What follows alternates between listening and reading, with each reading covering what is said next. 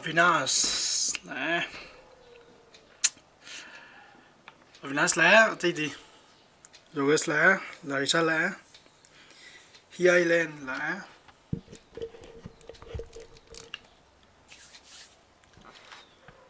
Benares là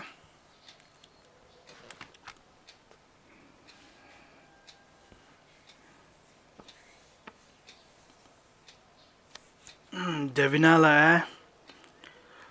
Prince là Neeraj là thì đi Boy nào là Boy nào giờ ngang ấy phone yaro đập ni ko phone yaro ra rồi boy nào bo lagi thì đi Rosni là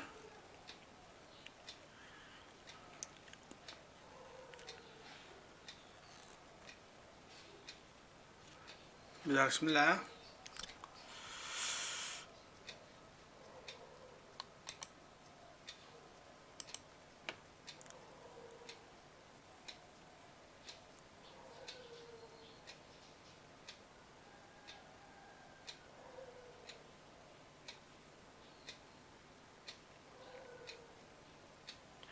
thì đi em ta lạc rồi bo là thì hay nó rồi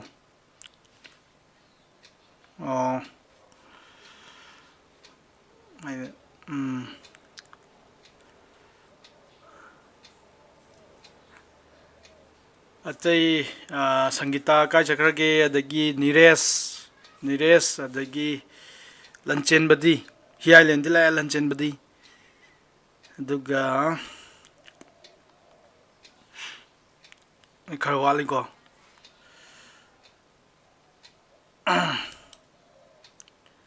adui tar de hose khoi yeng ji tam tam na hor ji Lanchen biao re atay di am thieng ina kamai doi no ai di ai na hab do mai tei pung do gum sa hab do taruk ta tau ja di tab sab sa bi tau ji minute manga wali kanda keno tormo minute manga wali ngai de ready lai gadum ne ai di khoi gi mai tei masa gi mai tei pung haibam lai ba kamai tau ga kanda pung tare ta thabam sa si na ne gi dar di ngai na ba ga kai ga loi thengnar pho mayam do ngai na pho ga kai ga pung ga da loi ba pung mapan da ga sat pa adu to gum je adu yam phatte so small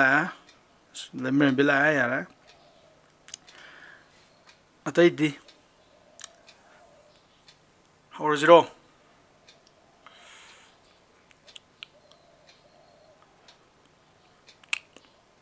okay ga si do di chapter number 5 chapter someone grand chapter 5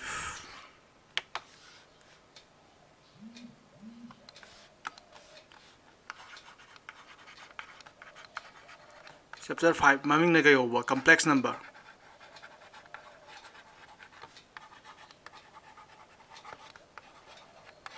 yare ko yam interesting way ba chapter ni lai ju lai ko adu yam interesting ju ba chapter ni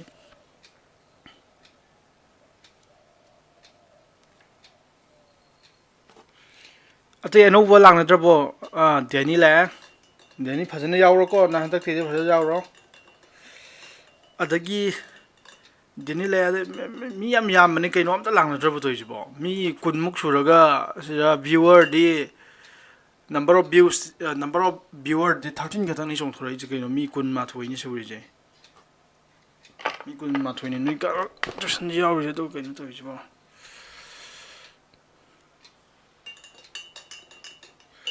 sang waidu thang kan ko adagi kai no di Zakir ju yaw dri taw jong Zakir laktri adagi Sangita ju laktra minute manga buk ngai ko koi na sai minute manga di ngai ra taruk minute manga sale do hawraji minute manga da laktra di hangdra khoi taw du yam interesting moi topic ni ngas taw du ji complex number ai je kamai taw ge da khoi mamang hi da ko mamang hi da number 0 je ina 0 gi wari ju li gre ko 0 je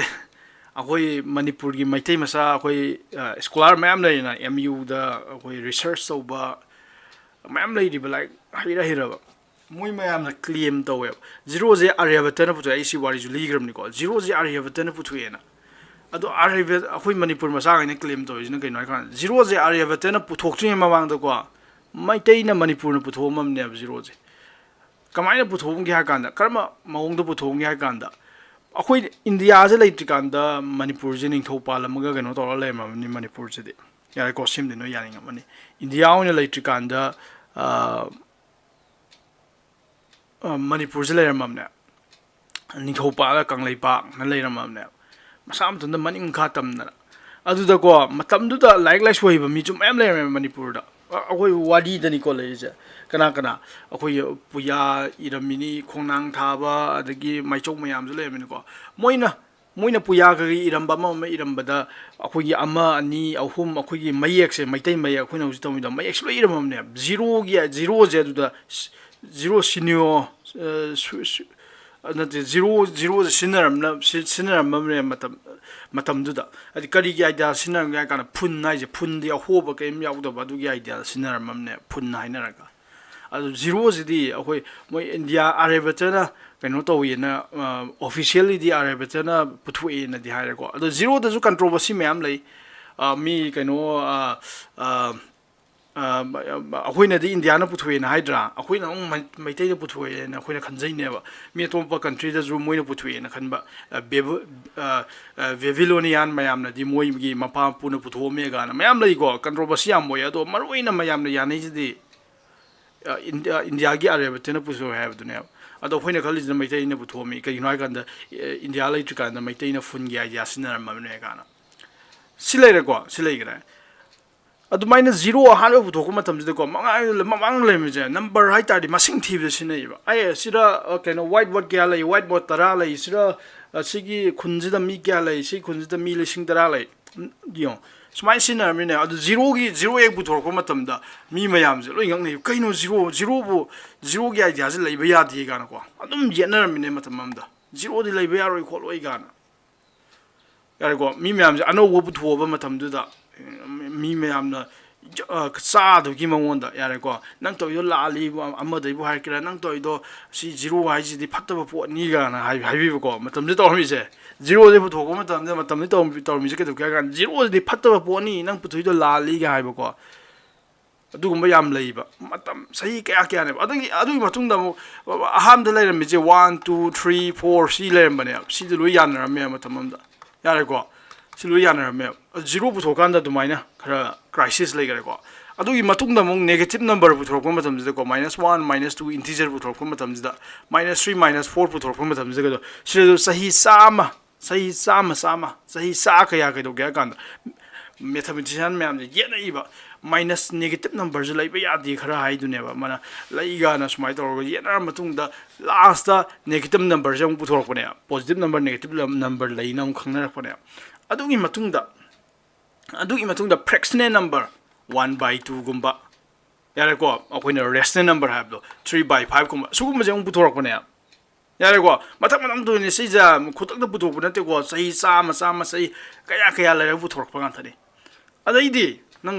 ꯑꯍꯥꯟꯕꯗ ꯑꯩꯈꯣꯏ ꯀꯔꯤ ꯂꯩꯔꯝꯃꯦꯕ ꯑꯩꯅ ꯍꯧꯖꯤꯛ ꯍꯥꯏꯕꯗꯣ ꯅꯪ natural number ꯂꯩꯔꯝꯃꯦꯕ 1 2 3 ꯁꯤ ꯌꯥꯅꯔꯦꯕ ꯃꯊꯪꯗ ꯖꯤꯔꯣ ꯍꯥꯞꯀꯥꯟꯗ ꯈꯔ ꯀ꯭ꯔꯥꯏꯁꯤꯁ ꯊꯣꯛꯈ꯭ꯔꯦ ꯑꯗꯨꯒ ꯖꯤꯔꯣꯁꯨ ꯑꯃꯨꯛ ꯌꯥꯅꯔꯦ ꯑꯥꯏꯗꯤꯌꯥꯁꯦ ꯖꯤꯔꯣ ꯍꯥꯏꯕ ꯑꯦꯠꯁꯇꯗꯤ ꯀꯔꯤꯝ ꯂꯩꯇꯦ ꯍꯥꯏꯕꯗꯤ ꯑꯗꯣ ꯃꯥꯁꯦ ꯌꯥꯝ ꯏꯝꯄꯣꯔꯇꯦꯟ ꯑꯣꯏꯔꯦꯕ ꯑꯗꯩ ꯅꯦꯒꯦꯇꯤꯞ ꯅꯝꯕꯔ ꯑꯃꯨꯛ ꯌꯥꯎꯁꯜꯂꯛꯑꯦꯕ ꯅꯦꯒꯦꯇꯤꯞ ꯅꯝꯕꯔꯗꯁꯨ ꯑꯩꯅ ꯍꯥꯏꯕꯗꯣ ꯆꯍꯤ ꯆꯥꯝꯃ ꯆꯅꯤꯗꯤ ꯅꯦꯒꯦꯇꯤꯞ ꯅꯝꯕꯔꯁꯤꯗ ꯃꯌꯥꯝꯗ ꯂꯣꯏ ꯌꯦꯠꯅꯔꯝꯃꯤꯅꯦ ꯂꯩꯕ ꯌꯥꯗꯦ ꯌꯥꯏ ꯁꯤ ꯅꯝꯕꯔꯁꯤ ꯅꯦꯒꯦꯇꯤꯞ ꯅꯝꯕꯔꯉꯩꯁꯤ ꯂꯩ ꯌꯥꯗꯦ ꯌꯥꯏꯅ ꯃꯦꯊꯃꯦꯇꯤꯁꯤꯌꯥꯟ ꯃꯌꯥꯝꯁꯦ ꯄ꯭ꯔꯤꯊꯤꯕꯤ ꯄꯨꯝꯕꯅꯤꯀꯣ ꯑꯗꯩꯗꯤ ꯑꯃꯨꯛ ꯁꯤꯒꯤ ꯔꯦꯁꯅꯦꯜ ꯅꯝꯕꯔꯒꯤ ꯑꯥꯏꯗꯤꯌꯥꯁꯦ ꯑꯃꯨꯛ ꯊꯣꯛꯂꯛꯑꯦꯕ P/Qꯒꯤ ꯐꯣꯝꯗ ꯂꯩꯕ ꯐ꯭ꯔꯦꯛꯁꯅꯦꯜ ꯅꯝꯕꯔ ꯂꯩꯕ ꯁꯤꯒꯨꯝꯕꯒꯤ ꯑꯥꯏꯗꯤꯌꯥ ꯑꯃꯨꯛ ꯊꯣꯛꯂꯛꯑꯦꯕ ꯌꯥꯔꯦꯀꯣ ꯑꯗꯩꯗꯤ ꯔꯦꯁꯅꯦꯜ ꯅꯝꯕꯔ ꯄꯨꯊꯣꯛꯀꯦ ꯔꯦꯁꯅꯦꯜ ꯅꯝꯕꯔ ꯄꯨꯊꯣꯛꯈꯤꯕꯗꯩꯗꯤ ꯏꯔꯦꯁꯅꯦꯜ ꯅꯝꯕꯔ ꯑꯃꯨꯛ ꯄꯨꯊꯣꯔꯛꯑꯦꯕ ꯏꯔꯦꯁꯅꯦꯜ ꯅꯝꯕꯔꯁꯤꯅ ꯀꯔꯤꯗꯒꯤ ꯄꯨꯊꯣꯔꯛꯀꯦ ꯍꯥꯏ ꯀꯥꯟꯗ ꯑꯩꯈꯣꯏꯒꯤ ꯗꯦꯁꯤꯃꯦꯜ ꯐꯣꯝ ꯊꯤꯔꯛꯄ ꯍꯥꯏꯇꯥꯔꯦ 1/2ꯁꯤꯗ ꯅꯪꯅ ꯗꯦꯁꯤꯃꯦꯜ ꯐꯣꯝ ꯏꯔꯛꯄ ꯃꯇꯝꯗ 0.5ꯅ ꯇꯔꯃꯤꯅꯦꯠ ꯇꯧꯋꯦꯕ ꯇꯔꯃꯤꯅꯦꯠ ꯍꯥꯏꯗꯤ ꯂꯦꯞꯀꯅꯦꯕ ꯄꯣꯏꯟꯒꯤ ꯃꯇꯨꯡꯗ ꯂꯥꯛꯏꯕ ꯃꯁꯤꯡꯉꯩꯁꯦ ꯂꯦꯞꯀꯅꯦꯕ ꯑꯗꯨꯒ ꯏꯔꯦꯁꯅꯦꯜ ꯅꯝꯕꯔ ꯅꯪꯅ ꯗꯦꯁꯤꯃꯦꯜ ꯅꯝꯕꯔꯁꯦ ꯁꯨꯝ ꯅꯩꯅꯔꯛꯄ ꯃꯇꯝꯗ ꯗꯦꯁꯤꯃꯦꯜ ꯅꯝꯕꯔ ꯈꯔ ꯑꯃꯗꯤ 5.67 ꯍꯥꯏꯔꯒ ꯁꯨꯝ ꯆꯠꯈꯤꯕꯁꯦ ꯂꯦꯞꯄꯣꯏꯕ ꯄ꯭ꯂꯁ ꯀꯔꯤ ꯔꯤꯄꯤꯇꯤꯡꯁꯨ ꯑꯣꯏꯔꯣꯏꯕ ꯍꯥꯏꯗꯤ ꯈꯨꯗꯝ ꯑꯣꯏꯅ ꯁꯤ ꯅꯝꯕꯔꯁꯦ ꯌꯦꯡꯉꯨꯅꯦ 10/3 ꯍꯥꯏꯇꯥꯔꯗꯤ ꯁꯤ ꯀꯌꯥ ꯇꯥꯅꯤ 3.3333 ꯁꯤꯁꯦ ꯔꯤꯄꯤꯇꯤꯡꯗꯤ ꯔꯤꯄꯤꯠ ꯁꯤꯁꯦ ꯂꯣꯏꯈꯝꯕꯗꯤ ꯅꯥꯏꯔꯣꯏꯕ ꯅꯟ ꯇꯔꯃꯤꯅꯦꯇꯤꯡ ꯑꯣꯏꯅꯦꯕ ꯌꯥꯔꯦꯀꯣ ꯅꯟ ꯇꯔꯃꯤꯅꯦꯇꯤꯡꯗꯤ ꯂꯣꯏꯈꯝ ꯅꯥꯏꯔꯣꯏꯕ ꯕꯠ ꯏꯠ ꯔꯤꯄꯤꯠ ꯁꯤꯗꯤ ꯔꯤꯄꯤꯠ ꯇꯧꯋꯦꯕ ꯌꯥꯔꯦꯀꯣ ꯑꯗꯨꯅ ꯁꯤ ꯔꯦꯁꯅꯦꯜ ꯅꯝꯕꯔꯗ ꯆꯤꯡꯉꯦꯕ ꯅꯣꯏ ꯀ꯭ꯂꯥꯁ 10 ꯇꯧꯈꯤꯕꯗꯣ ꯑꯗꯣ ꯔꯦꯁꯅꯦꯜ ꯅꯝꯕꯔ ꯑꯇꯣꯞꯄ ꯈꯔ ꯂꯩꯔꯤꯕ ꯌꯥꯔꯦꯀꯣ ꯈꯨꯗꯝ ꯑꯣꯏꯅ ꯍꯥꯏꯀꯥꯟꯗ ꯁꯦ √/2 ꯒꯥꯅ √/2 ꯁꯤꯗꯤ ꯅꯪꯅ 1.43 ꯁꯨꯝ ꯆꯠꯈꯤꯕꯁꯤꯅꯀꯣ ꯃꯥꯗꯤ ꯔꯤꯄꯤꯠꯁꯨ ꯇꯧꯔꯣꯏ ꯁꯨꯃꯥꯏꯅ ꯉꯁꯥꯏ 3.333 ꯁꯨꯃꯥꯏꯅ ꯆꯠꯈꯤꯕ ꯁꯨꯃꯥꯏꯅ ꯔꯤꯄꯤꯠ ꯇꯧꯔꯣꯏ ꯑꯗꯨꯒ ꯂꯣꯏꯈꯝꯕꯁꯨ ꯅꯥꯏꯔꯣꯏꯕ ꯑꯗꯨꯒ ꯁꯨꯒꯨꯝꯕ ꯌꯥꯝ ꯁ꯭ꯄꯦꯁꯤꯌꯦꯜ ꯑꯣꯏꯕ ꯅꯝꯕꯔ ꯍꯥꯏꯇꯥꯔꯦ ꯃꯥꯁꯦ ꯗꯦꯁꯤꯃꯦꯜ ꯐꯣꯝꯗ ꯏꯕ ꯃꯇꯝꯗ ꯔꯤꯄꯤꯠꯁꯨ ꯇꯧꯗꯕ ꯇꯔꯃꯤꯅꯦꯠꯁꯨ ꯇꯧꯗꯕ ꯁꯨꯒꯨꯝꯕ ꯅꯝꯕꯔꯉꯩꯁꯦ 이레셔널 ꯅꯝꯕꯔꯒ ꯁꯤ ꯆꯍꯤ ꯑꯃꯈꯛꯇꯪꯗ ꯄꯨꯊꯣꯛꯄ ꯅꯠꯇꯦꯀꯣ ꯆꯍꯤ ꯑꯅꯤ ꯈꯛꯇꯪꯗ ꯄꯨꯊꯣꯛꯄ ꯅꯠꯇꯦꯀꯣ ꯆꯍꯤ ꯆꯥꯝꯃ ꯃꯌꯥꯝ ꯌꯦꯠꯅꯔꯒ ꯂꯥꯛꯏꯅꯦ ꯑꯗꯨꯅ ꯁꯤꯒꯤ ꯅꯝꯕꯔ ꯃꯌꯥꯝꯁꯦ ꯀꯔꯤ ꯅꯝꯕꯔ ꯅꯦꯆꯔꯦꯜ ꯅꯝꯕꯔ ꯃꯊꯪ 0 ꯍꯥꯞꯆꯜꯂꯦ ꯃꯊꯪ ꯅꯦꯒꯦꯇꯤꯚ ꯅꯝꯕꯔ ꯍꯥꯞꯆꯜꯂꯦ ꯃꯊꯪ ꯔꯦꯁꯅꯦꯜ ꯅꯝꯕꯔ ꯍꯥꯞꯆꯜꯂꯦ ꯍꯥꯏꯗꯤ ꯐ꯭ꯔꯦꯛꯁꯅꯦꯜ ꯅꯝꯕꯔ ꯃꯌꯥꯝꯁꯦ ꯅꯦꯒꯦꯇꯤꯚ ꯄꯣꯖꯤꯇꯤꯚ ꯑꯗꯨꯁꯨ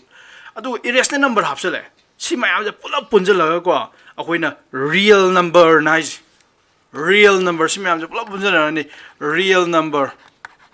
ꯑꯩꯈꯣꯏ ꯆꯦꯞꯇꯔ 1ꯗ ꯇꯧꯈꯤꯕꯗꯣ ꯔꯤꯌꯦꯜ ꯅꯝꯕꯔꯁꯦ ꯀꯩꯅ ꯔꯤꯄ꯭ꯔꯖꯦꯟ ꯇꯧꯋꯦ ꯍꯥꯏꯕ ꯀꯦꯄꯤꯇꯦꯜ R ꯗ ꯁꯨꯃꯥꯏꯅ ꯕꯦꯛꯕꯣꯟ ꯑꯃ ꯍꯥꯞꯄꯣ ꯍꯥꯏꯕꯗꯣ ꯔꯤꯌꯦꯜ ꯅꯝꯕꯔꯅ ꯔꯤꯄ꯭ꯔꯖꯦꯟ ꯇꯧꯒꯦ ꯍꯥꯏꯕ ꯑꯗꯨꯅ ꯔꯤꯌꯦꯜ ꯅꯝꯕꯔꯗ ꯌꯥꯎꯗꯕ ꯃꯁꯤꯡꯁꯦ ꯀꯔꯤꯝ ꯂꯩꯇ꯭ꯔꯦꯅ ꯑꯩꯈꯣꯏ ꯂꯩꯅꯔꯝꯃꯕꯅꯦ ꯌꯥꯔꯦꯀꯣ ꯔꯤꯌꯦꯜ ꯅꯝꯕꯔꯗ ꯌꯥꯎꯗꯕ ꯃꯁꯤꯡ ꯀꯔꯤꯝ ꯂꯩꯇ꯭ꯔꯦ ꯔꯤꯌꯦꯜ ꯅꯝꯕꯔ ꯍꯥꯏꯕꯁꯤꯗ ꯂꯩꯇ꯭ꯔꯕ ꯃꯁꯤꯡ ꯂꯩꯇꯦꯕ ꯅꯪꯅ ꯑꯦꯅꯤ ꯃꯁꯤꯡ ꯑꯃ ꯄꯨꯊꯣꯛꯑꯕ ꯔꯤꯌꯦꯜ ꯅꯝꯕꯔꯗ ꯂꯣꯏ ꯂꯩꯔꯝꯒꯅꯤ ꯁꯤꯅꯦꯕ ꯑꯃꯨꯛ ꯍꯥꯏꯅꯔꯤꯁꯦ ꯌꯥꯔꯦꯀꯣ ꯀꯩꯅꯣ ꯍꯥꯏꯔꯒ ꯔꯤꯌꯦꯜ ꯅꯝꯕꯔꯅ ꯆꯥꯎꯔꯤ ꯈꯨꯆꯥꯎꯈꯠꯁꯦ positive number negative number fraction 이레셔널 number rational number पाइꯒꯁꯨ ꯂꯣꯏ ꯌꯥꯎꯔꯕꯅꯤꯀꯣ पाइ 이레셔널 ꯅꯝꯕꯔꯅꯤ ꯂꯣꯏ ꯌꯥꯎꯔꯕꯅꯦ ꯌꯥꯔꯦꯀꯣ ꯁꯤꯅꯦꯕ ꯑꯗꯨꯕꯨꯛꯇ ꯃꯇꯝ ꯑꯃꯗ ꯂꯩꯔꯝꯃꯤꯁꯦ ꯑꯗꯩꯗꯤ ꯌꯦꯡꯉꯣ ꯃꯤꯁꯦ ꯊꯤꯖꯤꯟꯕ ꯂꯦꯞꯇꯦ ꯌꯥꯔꯦ ꯃꯦꯊꯃꯦꯇꯤꯁꯤꯌꯥꯟ ꯃꯌꯥꯝ ꯅꯪ ꯑꯣꯏꯒꯦꯔꯥ ꯑꯩ ꯑꯣꯏꯒꯦꯔꯥ ꯊꯤꯖꯤꯟꯕ ꯂꯦꯞꯇꯦ ꯆꯍꯤ ꯈꯨꯗꯤꯡꯒꯤ ꯔꯤꯁꯔꯁ ꯄꯦꯄꯔ ꯐꯣꯡꯉꯤꯅꯤ ꯆꯍꯤ ꯈꯨꯗꯤꯡꯒꯤ ꯗꯣꯛꯇꯔꯦꯠ ꯑꯩꯈꯣꯏ ꯔꯤꯁꯔꯁ ꯇꯧꯔꯒ PhD ꯇꯧꯔꯒ ꯗꯣꯛꯇꯔ ꯑꯣꯏꯅꯩꯅꯤ ꯆꯍꯤ ꯈꯨꯗꯤꯡꯒꯤ ꯃꯤ ꯃꯌꯥꯝ ꯄꯨꯊꯣꯛꯏꯅꯤ ꯍꯥꯏꯗꯤ ꯄꯦꯄꯔꯁꯦ ꯑꯅꯧ ꯑꯅꯧꯕ ꯐꯣꯡꯉꯤꯅꯦꯕ ꯑꯗꯨꯗ ꯁꯨꯝ ꯑꯗꯒꯤ ꯃꯦꯊꯃꯦꯇꯤꯁꯤꯌꯥꯟ ꯑꯐꯥꯎꯕ ꯃꯌꯥꯝ ꯑꯃ ꯊꯤꯖꯤꯟꯕ ꯂꯦꯞꯄꯣꯟꯇꯦ ꯑꯗꯨꯗ ꯍꯧꯖꯤꯛ ꯑꯃꯨꯛ ꯂꯥꯛꯏꯁꯦ ꯍꯦꯟꯅ ꯅꯝꯕꯔꯁꯦ ꯍꯦꯟꯅ ꯆꯥꯎꯊꯣꯔꯛꯄ ꯌꯥꯕ꯭ꯔꯥ ꯁꯤꯅꯦꯕ ꯀꯃꯥꯏꯅ ꯇꯧꯔꯒ ꯅꯝꯕꯔꯁꯦ ꯍꯦꯟꯅ ꯆꯥꯎꯊꯣꯔꯛꯄ ꯌꯥꯒꯦ ꯍꯥꯏ ꯀꯥꯟꯗ ꯁꯨꯒꯨꯝꯕꯁꯦ ꯃꯃꯥꯡꯉꯩꯗ ꯁꯤꯒꯤ ꯅꯣꯏꯅꯁꯨ ꯀ꯭ꯂꯥꯁ ꯀꯩꯅꯣꯗ ꯀ꯭ꯂꯥꯁ 10ꯗ ꯇꯧꯔꯛꯄꯀꯣ ꯁꯤꯒꯤ ꯏꯀ꯭ꯋꯦꯁꯟꯁꯦ ꯑꯩꯈꯣꯏ ꯀꯩꯅꯣ ꯇꯧꯔꯝꯗꯦꯕ ꯑꯟꯁꯔ ꯂꯩꯇꯦꯅ ꯍꯥꯏꯒꯅꯦꯕ ꯌꯦꯡꯉꯨꯀꯣ ꯑꯩ ꯍꯥꯏꯒꯦꯀꯣ ꯁꯦꯟꯇꯔ ꯃꯨꯊꯠꯀꯦ ꯁꯤ 이quationꯁꯦ ꯁꯤꯁꯦ ꯑꯩꯅ ꯍꯣꯠꯂꯣ ꯍꯥꯏꯇꯥꯔꯗꯤ ꯁꯤ ꯅꯣꯏꯗ ꯍꯪꯒꯦꯅꯦ ꯐꯥꯏꯟ ꯍꯧꯖꯤꯛ ꯍꯪꯗꯣꯏ ꯀ꯭ꯋꯦꯁꯟꯁꯦ find the root of quadratic equation nang quadratic equation noi class 10 da ko quadratic equation hai ta degree 2 hoiba kari gi form da leiba ax square plus bx plus c gi form da leiba equals to 0 se quadratic equation ko aduna a is constant ni b is constant ni c is constant na pamba constant ma po adu quadratic equation ai p ge ba x square plus aduna si 1x square habni ko x square hai ta 1x square hai ni kai gino kan da mamang da leba coefficient a is 1 we hai ni aduga bx na is 0 b gi value is 0 hala ge 0 into x aduga plus c gi value is na 1 we ha ge equals to 0 c gi quadratic equation gi root puthok ngam ga da no kana puthok ngam ne noi marakta c quadratic equation gi haidi root hai ta ri kai no root hai ta ri si ne now the equation am period 3x equals to 9 period sorry 3x equals to 3x minus 9 equals to 0 period sigi root putu hai ta di kana no root hai ta di adugumba x ki value du ne ba nang na hapsan ma matam da sigi equation je sumne ha bane ba sigi equation je satisfy to ne ha bane ba hai ba sigi equation ja left side je 0 ta ra kane ha bane ba karamba x ki value da nang kana ham ne dui ta di nang x ki value of course nang 3 hap ta me kai na 3 into 3 so 3 is 3x 3 after 3 into 3 9 9 minus 9 is 0 it satisfies the equation natra aduna ni si je root is root natra ga 0 ko is 0 is right root is right ko adu ko sab mana na sigi quadratic equation ne pi je x square plus 0x plus 1 na si sang yam sang mali sar na i je 0 ga hapsla e ga na khandar de ko x square plus 1 ka thang ha je yare ko 0 lo thok ra 1 lo thok ra सिगी equation जा और सिगी equation जा सिगी equation की root क्या ताने अब हाइबेटदी x की value the कना half तार डी सी 0 तागने अब कना आएगा x की वैल्यू द कना हाफ तार डी 0 तागने से अचुम गने अब सिगी इक्वेशन से सैटिस्फाई तो होना है नसाय तो मायना बोइनाउ ना रे x वैल्यू द 1 हाफ से x वैल्यू द 1 हाफ से को x वैल्यू द सॉरी -1 है -1 लारी सा जो है को x वैल्यू द -1 हाफ के से यिंग को -1 स्क्वायर लानी +1 equals to 0 -1 स्क्वायर दी क्या ताई -1 स्क्वायर दी +1 ताबनी को आई ना अब स्क्वायर तो विजा स्क्वायर तो विजे नेगेटिव नंबर तो पॉजिटिव नंबर ओला लाबनी अदु इतादी -1 स्क्वायर दी 1 तारे +1 equals to 0 the 1 + 1 the 2 equals to 0 2 की वैल्यू 0 ताई याब्रो नबो सी यारे को सी यादे को सी which is not true aduna -1 natte x की वैल्यू द -1 हाफ का अंदर this equation is not satisfied kaino kaino joges nang haro dana si ke x की वैल्यू द क्या हाफ कनी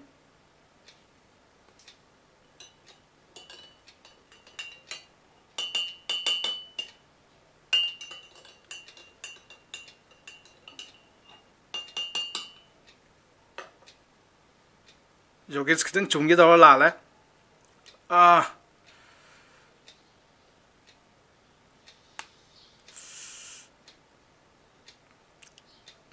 ए जोगेस अजमाई याम सांग हाइबे मोता गहिया लेना दियों रूट ओवर -1 हाफ गान सुमे रोबर -1 नंग हाइदो सुमे बा यारे को अदुना सुगुम्बा इक्वेशन जे थेंगना कांदा नंग थीबा फंगोयबा सिगी इक्वेशन जे यारे को यों बोइनाओ लारिसागी यों सिगी सोल्यूशन लई रोय कनो न लंचिन बना जुहाइज सिगी सोल्यूशन लईती न लोई जानर मे देयर इज नो सोल्यूशन नंगी x की वैल्यू अमदा पुथोकप ngमोय x की वैल्यू अमता नंग थीबा फंगोय करम x की वैल्यू नंग हाप्सन ममतम दा सोंगी सिगी इक्वेशन ने सुंबम त नंग पुथोक ngमोय मतम अमदा को ngमोय ब करिगिनो नंग इक्वेशन जे सादोक्सिने सी इक्वेशन नंग होतोक तारदी अंति यंगनसे होतोक तारदी सिदी x square 1 से समथागी तारदी equals to -1 है बने नत्रगा से सम सम बिन मगोंग दा हाई तारदी सिन हाई जे +1 नत्र से equals to 0 अदो तारदी सी की इक्वेशन से सुमन गे हाई तारदी नंग दो तो x की महुत वैल्यू माप थुने बा अदो दे स्क्वायर का कांदा कया तारखदुम नो -1 तारखदुम ने सी के ngang जा -1 तारखदुम ने सी के ngang जे सी के ngang जे -1 तारा खतंग सी की +1 जिगा पुलगा -1 + 1 0 तारखदुम ने यारे को अदुई तारदी सिगी सिरल लैरि अंगांग जे कई ओइगदुमने बा -1 तागदुमने बा अदो सिरल लैरि अंगांग जे कनानो मसिंग अमगी स्क्वायर ने मसिंग अमगी स्क्वायर दबु नंग -1 ताब ngमगद्रो मसिंग अमगी स्क्वायर द -1 ताब ngमोयबा यारे को लेगन जे यो कई नोय कन स्क्वायर गी आइडियाज गई नो स्क्वायर नाइ जा नेगेटिव नंबर वगैरह पॉजिटिव नंबर वगैरह लोई पॉजिटिव द ओलन दुनिया यो -2 की स्क्वायर द क्या ताए 4 डार्कनी +4 डार्कनी 2 की स्क्वायर दी क्या आता है 4 डार्कनी यार कोई हनिंग जा हदी स्क्वायर की आइडियाज के नो स्क्वायर की आइडियाज दी पॉजिटिव लोई ओलन बने अब स्क्वायर तो इज पॉजिटिव लोई ओलन दुनी को पॉजिटिव लोई ओलन दुनी से मैं यानिंग है अदुना सिरे स्क्वायर कारगा नेगेटिव 1 तारकनी हाबजिदी को नंग कनो तवे खरा नंगोद ओइथोक्तबनी सिने खलेब अदुननी आइना से नसाई कनोना लंचेन बनाइजे नो सोल्यूशन आइजे वैल्यू लेते सोल्यूशन लेते यारे को सोल्यूशन लेते सनर मे मी मैम जलो यानिंगा मे सोल्यूशन लेते सुगुम्बा क्वाड्रेटिक इक्वेशन x² + 1 हाइबा इक्वेशन जिदी x की वैल्यू अमदा नंग पुथोकप ngमोयबा नंग हाप्सन मतम सिजे सुमनगदुबा सैटिस्फाई दवदुबा यारे को अदुबाई सुम खनर मे मैम जे अदैदी सिबुक तो यानरमदेब हौजिके आइन हाबदो कदोरबा मसिंग अमदा स्क्वायर कारगा नेगेटिव नंबर तानी जिदी अखोई सुया यानरमदेब नंग ngमजु ngमगदो ngमोइदा मसिंग अमदा स्क्वायर कारगा नेगेटिव नंबर अम तारकने आइजे यारे को मसिंग अमदा स्क्वायर कार नेगेटिव नंबर तानी जे ओइथोरोइदमने स्क्वायर नदि दम पॉजिटिव नंबर पीने हाबदो अदैदी अखोई सिजे आउटलो कवेबा मेस्ता आउटलो मेस्ता यादब थबक हौजिबाउदा मेस्ता यादब थबक कई कई लै मेस्ते यादब थबक याम लई को करी कई लई या कांदा 0 ना येन बसिम सोया दे ngasi bauta kanamtana 5/0 gi value puthongam de ko kananom na ham ngani 5/0 gi value je infinity ne na yare ko ngasi bauta kanamtana 5/0 gi value puthongam dribni ko ado mi kananom na ham ngani 5/0 gi value je infinity na adu lalam ni ko 5/0 gi value infinity ta de infinity is a number na te abado infinity is not a number yare ko infinity is just a concept ne idea ne infinity ajide yam chaw masing ma lai habagi loiba khamba nai da masing ma lai habagi idea ne yare ko aduna mes da outlaw ba outlaw ai ta di ya da ba pot khar lai ri ba maroi na hujau ju pu ya ji kana ne ba makha da 0 ne yen ba shwe ya de ado nang na mi na yela de mi na ga smai nga de nang ye that pa ai ko aina ji mun ne yong ko mi na ga hanga ba nang ye that pa ai 5/0 gi value je nang na laite hausi baw da khang dre ai kan da is infinity ta ya na yela ba mi na adu ita de nang smai ni ye that pa jai je kama ye that kya ga o nang na 5/0 gi value je infinity ta ha ba to ya ne nga adu ita di sidi kya tar ba sidi nang kama ni ye ka da ge du ni ko mi ngon da kama ye ka da ge do 5/0 gi infinity ta ya tar di 5 equals to kya tar ba sa 5 equals to infinity into cross multiplication to 0 ya ne ko adu ita di 5 equals to 0 ka infinity any number ka infinity ka print ta di any number ka 0 ka print ta di 0 ta ka do na 0 o adu ita 5 ka 0 ka mana re ne nang haijin jar nang na argue to yar gyan da ba gyan da ko 5 ka 0 ka dong mana ro dam ne aduna 5 ta 0 na yen bai je a swe ya de any number da 0 na yen ba de si outlaw ko mes da hu pung ngam na ri ba karam ta na aduna sizina ba ya di na ya ne ko adu sim le na adu kum na ka dor ba masing am the square kara negative number tara kani je outlaw ne matamam da yani ko yana da po ro ni wele me yana da po ne si to we ade laite masing am the square kara um positive number tara ka dum negative number ta ya ro sine yani ko adu bo akoi season badi lepte ha ba do season badi lepte gaw sai ba angang je gaw sai ba angang do khangbro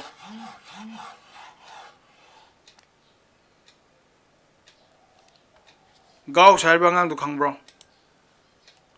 gaw sang da ba yaw ri bo ai gi satra da gaw sang da ba yaw di ya roi ko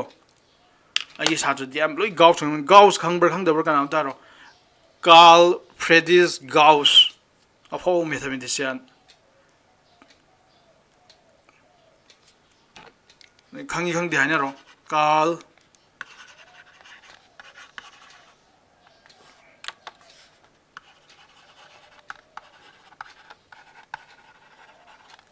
khang khang de na ron ta yenge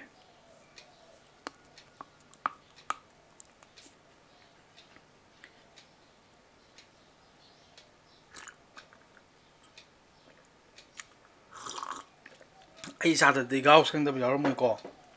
ai gaus wari jam li ba ne deni khang de ara deni de ngang class out de khang ma ro atai di gano di rosni nang gaus khang dro adagi kano di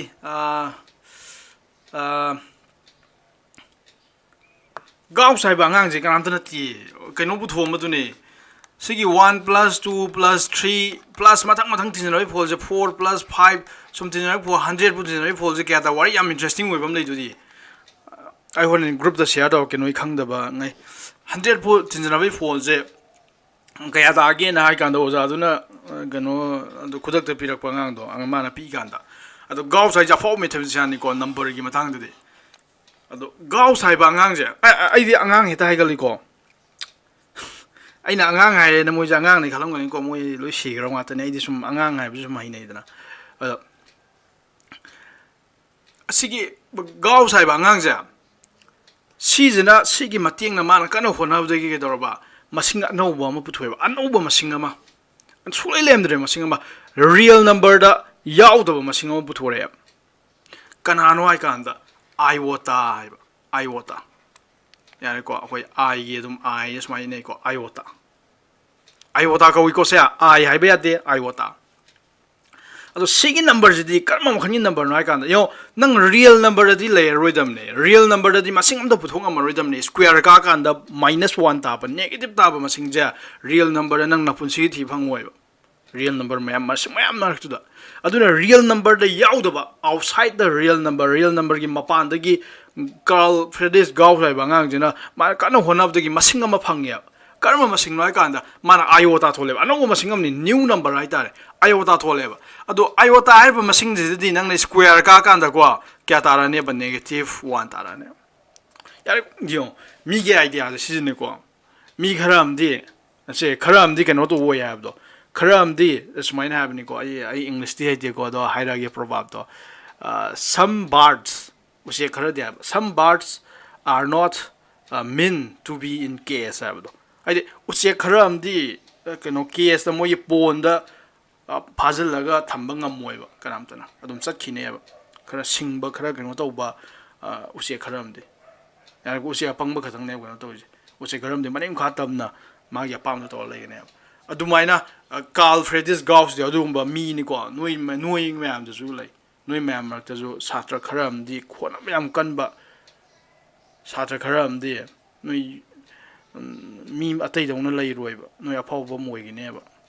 yar ko hayang yam matik cha ba hayang mi na sona ba aphau mi moi gi ne aduni some birds are not meant to be in case ai po noi kharam di pon da le ni ko yum da yar ko matam ji kano tawdana nupi khara na nupi na gadawduba nupa paisa paiba thiraga leigiba nupa khara amna nupi lawraga adum leigiba ko aduga noi khara amdi adumaina leiroiba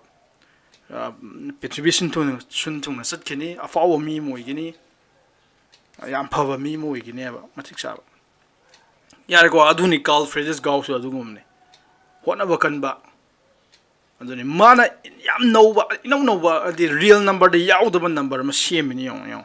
mi sa ke am kano to rongani de yo ke am ko thadarangani de yo any number real number gi square da any number square ka kan positive ta du nem negative ta ya de ha gram ne adu mana no number am puthoi ne I wota I number I yar ko sigi number nang square ka kan negative 1 go yena mana sigi number am khatang de puthoi ni ko number am ka jing puthoi na du ko acho number am semak tu ne ma ji do du aduni complex number na another number system complex number na tawdi je aduna real number je complex number da real number lo yaw ko real number leire aduga extra number kharam jo hapa ne mayam adu real number ne adu mayam dune loi punjilaga achoba number ama complex number semak tu ne adu ma de sigare adu matung da mu Hamilton no gi sigi chapter gi kano da yaw ngani ahan ba sigi chapter gi ahan da page tu da Hamilton nupama mathematician am yawngani aduna mu ke dorba complex number de hen saw number system am sagalain quaternion ga na ko ano number so number system sanglain aduni some birds are not meant to be in case ai use kharadi case ta lei roiba yare ko maning khatam na pai gi ne yare ko aduni mana Carl Friedrich Gauss ai bangang jina another number system another number ama sakale ba number du na iota ai ba numbers de roga sigi numbers de ronga sidi ka ya de iota ai ba numbers I ha je square ka kan da ma je negative 1 tarakani sini ko base aduni siragi loi hawre hoji complex number so loi ne ne ni du kanai mateng na Gauss ai ba apho mathematician ji mateng hoji dai na li hoji ba de li wa ju gyan ta ri bon tai na ro adoi tardi anta comment pinawol ko gyan tai da de do ta ya ro ta de ro loin pinaro adoi tardi Carl Friedrich Gauss ai bangang gi matung in ko nasai lanchen bana yib do sigi equation x square plus 1 je solution leite haram do hauji solution leirak to re ba kana no x equals to iota na haira ne solution leira ne kai noi kana na x mo ta iota hapa matam da iota square d minus 1 ta du ramina si equation sum mane yandar ba duna Gauss ma teng na akhoi na hanadi lanchen ban hai ju sumi ko Gauss gi mamang da di si je solution leite no solution haram be equation ne si equation je adubu Gauss na Gauss ma teng da ge dorba si je solution lei gre yare ko adugumba another number system complex number ai duni aduna worry je khangena worry ni am important oi je like se pakdak tak bayam na te nonda motivation do pina one of the worry je adune subject am interesting oi ramane hoje complex number je yung complex number yam ki ba satra leibani ko complex number na di ma ko injin ba satra leibani ko yam lui gana ado complex number hausi wari du ligra mi yam interesting way du ne yare ko aduga gyan ta du ne yare ko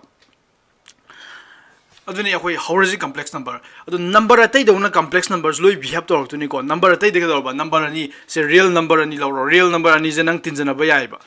real number ani 1 real number 2 real number tinjana kanda 3 da dra atopa real number am phang ya ba si property je kari ko hai gi kana khange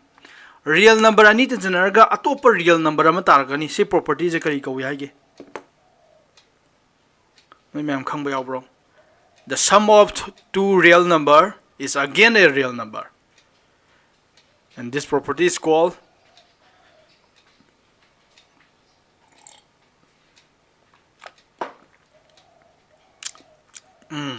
closure property. Adone, yo, no, I am na kaugal level. Commutative nate, susma. Commutative to not open. No, yam kaugal level. Kaugal is again, why ga? A struggle way manners a kid never. No in the time of them, there was only talking now. Was on Talakan, young time, the Zia don't know young count of Ziaco. Closer I can wish him popular level. Closer is the class 6 have been the Takla closer properties, the CLOSU are a closer property. Closer property in way. I'm going to Takla never class 6 have been the get all the Simpapura when you have no car. Closer why ga definition ga manner sa kidone heta maming heta sa khoi mayam manner thola jina mathematics mayam no closer ne da thonjala kun na theba gyan ar ba closer ai ba wahi ma sizna rai je maram le sizna rai ne ba heta pangnon thonjala kun na theba nang closer ga thra da closer je kari wahi de la kya kan da close ai ba wahi de la pa ne ba close ti khajan ba nang boundary gi manung da lei ba ne nang se real number lei re ba r real number manung dagi any masing ani low se any masing ani a go bom ga b go bom ga adu nang na tinjina over a ga b ga je adu tarakpo fold do real number ani low gre adu go tinjina bai fold do tarakpo fold do ai c ga ora ga c hari ba real number ani tinjina ka tarakpo fold ja ma real number gi mapan da lei roi ba manung da dum lei ga ne adu na close way ai ni sine close way ba je nang manung da dum real number ki boundary manung da dum close relation ne abne adu dai ne closer hai je ai di real number ani tijana matam da real number dum ta kane ba top number ta roi real number ta ne abne adu ni closer property ai je adu ne se wahi ga loina ba definition me am je maming ga wahi ga loi adu mai to semai nga ta ne adu na si yo yan dai ko heta pangon thonjen manate adu no closer ai ta ri na dum ning jeng ya re o real number in tijana kanda mathang real number madum ta ni habne tarak tui fold adu neba closure property ja complex number dum sum ne yar ko complex number da zuka dorba complex number ni tinjana ba ja complex number ta kana complex number di kana ma ko I complex number define do da bi 1000 gare I'm sorry for that so complex number house complex number di say any number and I go of the form kari form the leba a plus iota say iota ni ko I hai ba de iota b and I go where nangi a ga b ga ja a ga b ga belongs to real number a ga b ga the real number de lo thor ka dum ni and iota is the another number ni karam number no ka nang square ka na -1 ta wa du number du ne a ga b ga the real number ni so yaw ri ba tu si number ki mawong jin ko akoina complex number hack tu ja aduga a ga b ga the real number ni aduga iota is the another number ni mong the square ka -1 ta ba yare ko si number jin adu idari nang kai hadu ba is called sigumba mkhal gi number ja complex number ko the example the complex number ki example na idu je complex number je maroi na z I represent to ko z equal small z ni z I da complex number represent of the z season hai ba ni z ki a thok em laite straight 3 plus 5 iota smai be iota do mamang thama ju ma tum thama ju puri na bani ka shuai dina tra 3 plus 5 iota si complex number yare ko adagi z equals to nang complex number to pam ju lo se 3 I gra se any haro root over 2 minus 3 iota has si complex number ata ne complex number khangani ko aduna complex number ani tinjana bai fall ja complex number amu tar kane complex number ani tinjinari false closure property sungone aduna ai property mayam do taruge maroi ba mani di palam ge ko property mayam na santi sa bayai adi commutative property akoi kano na susmana ha do commutative property da nang complex number ani lore ba z1 ko bomga z2 ko bomga commutative hai ta di phaudo phaujin ya ba ne commutative hai better di nang z1 ge z2 ka tinjinari false ya na saina z1 na hana hawraga tinjinari ko ni ko z2 na hana hawraga tinjinari z2 plus z1 sini je mana gane habne sini commutative property aje adi mafam do science or kan order do science or kan do mana gane habne answer do sina commutative property ga we and closure property ga commutative property ga kan confusion le ya de ko aduni complex numbers ya closure property sungani commutative property sungani ya yare go si mem le ga ado maroi ba mani ka tang ha ge complex numbers ya hauji complex number ani purina jine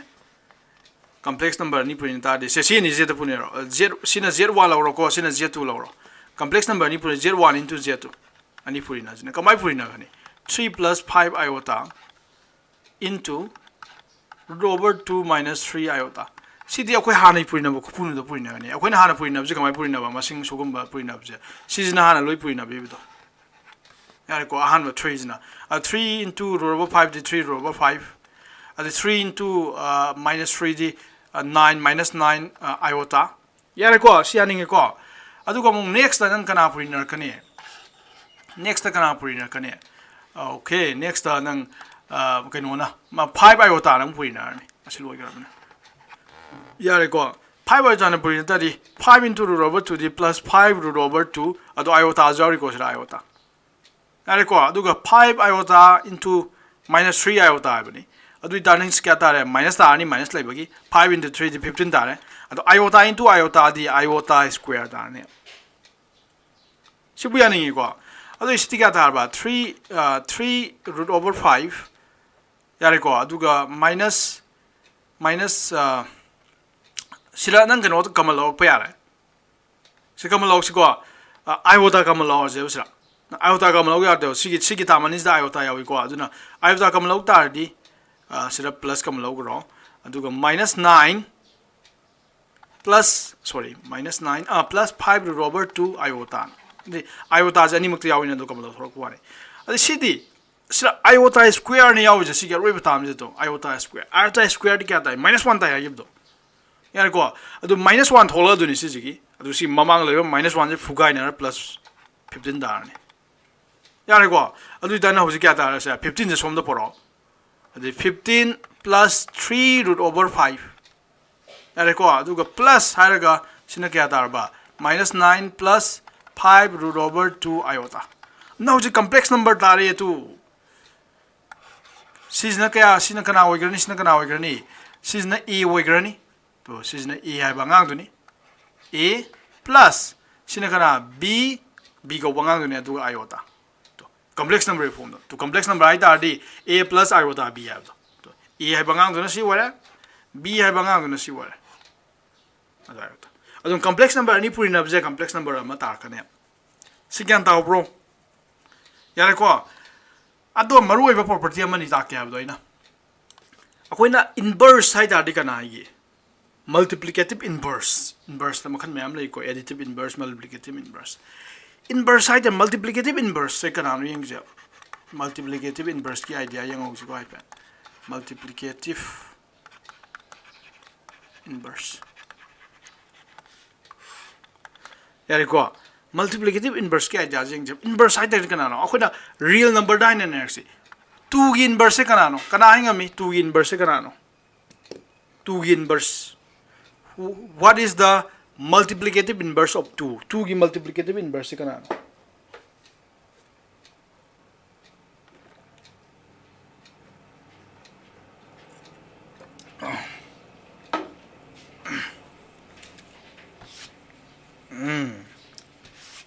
tai dei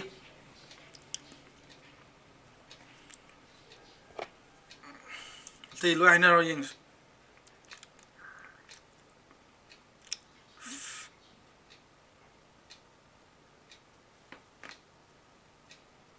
tai join ro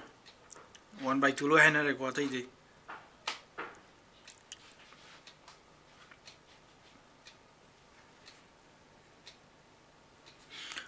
1 by 2 ne chumme kari no inverse kya thana hana khang tare inverse kya try ta di inverse hai ta di multiplicative inverse hai be thai apta na te ba multiplicative ba jinang puri na ba matam da multiplicative inverse hai ta di na puri na ba matam da identity da ba ai di 1 da ba yare ko kana no sine sira kana hap to no sine chinang masing ma puri na du re ba 2 gi multiplicative inverse hai ta di 2 ga masing ma puri na du re adu hangal je kana no khang de ko horen puri na loi ma tum da inverse identity 1 the identity na multiplicative identity 1 ta bangam ba du ko masing do kana no hang bane inverse hai ta adu ita nang 1 by 2 ne kai noi kan da 2 ga 1 by 2 ga nang puri na ta di ka thana 1 tai adu ne ba 1 by 2 je multiplicative inverse hai du gyan da re ko adu ko sab mana na sidi real number gi matang ne complex number da complex number gi inverse hai ta nang kama ka ne complex number sida nang complex number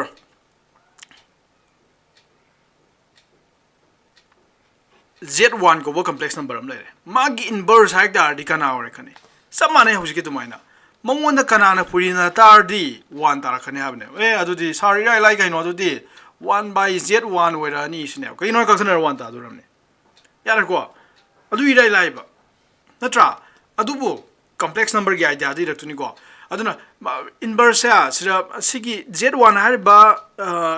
complex number जे मागी inverse वो तुम complex number हो एक तो ये बको अदुना Yangtze नौ ना complex number सी पिरामिड जे a plus b iota मागी inverse तो कना हुआ है कना है गमी नंग मागी inverse ती सार कनो है नी 1 by a plus b iota है राने आप गंतार बो 1 by a plus b iota कहीं नोएगा नंग कक्थन रगा 1 ता दूरी अदुना ना है जिसके तौर पर the inverse of multiplicative inverse नहीं कोई inverse है the inverse of a plus b iota आज नंग है तो जे is है रगा is 1 by a plus b iota है नंग है तो रे अदुबो है वो हम लाइजे 1 by b plus iota है वांगांग जिदी complex number की form तो ले बरा लेते यो iota का जे मथक तो याखोले अवै complex number दी करेगी form तो ले गने है बा and ऐसा complex number की definition भी कांदा a plus b iota की form तो ले तुमने सीधी 1 by ऑप्शन ले अवै पाम दे 1 by ऑप्शन बुझे अदेगी always सी मनिंजंग को मखादा iota ले बिजन नंग सुपा पाम दे मखादा iota जे मांग ना बदुम होना के तुमने को iota मखादा ले बिजन मथक ता थमना बदुम होना के तुमने अदुना सिगी अंगांग a plus b iota है बा अंगांग सिगी inverse है 1 by a plus b iota ने दे नंग यानिंग है बा अदुबु नंग ने आइना पामजदब नंग ने पामजदब हम दि लेरि बा कहिनो कांदा 1 by a plus b iota is दिसि करि दौरे बा सिदि मखादा iota ga जाउसले बा दुगा complex number की form द लेरक्ट्रे बा सिदि 1 by ga लेसले बा अदुना नंगना हौजि आइना हाइनिंग जे केमते नते दा हौजि मागी inverse होरि बा केदर बा inverse होरि बा कना सिगी अंगांग जे सिगी अंगांग 1 by a plus b iota जा मागी inverse होइरम निको सिजे कमाइ तौरगा नंग सेमटोक साजिन खरा तौरगा यारेको सेमटोक साजिन तौरगा नंग कमाइ तौरगा अखोइगी कइनोगी फॉर्म दा complex number की general form दा complex number की official form दा थमगदा गया official general कमाइ थमगदा गया कान समाइना something सिरा a दुना सि दावनी plus b दुना सि थमबनी दुगा iota सिजनेब complex number की form जे सिगी form जे कमाइ तौर थमदनो सिने लाइते दना नंग यानिंगी ना सिगी फॉर्म से लाइते बा अदु सिगी इनवर्स या कमाइ तो थमगी यिंग जिगो आई ना जे हे ने एक्सप्लेन तो वंदना जे हेन ज्ञान मांगा ब्रजु खंगदे अदु यिंग जे कमाइ तो मखा जे मांगन गनी हाबने हाबसे मखा दा आइवो ता लाइबसे कमाइ तो मांगन गनी अदु दे आइना होजि ट्रिक अम तोगे ट्रिक से सम ट्रिक नि को कई ट्रिक नय कांदा नंगसि मखा दा को अखोइना नोई क्लास 9 10 दा कनो rationalization दो को a plus b iota लेतारदी a minus b iota ना पुइना बिउ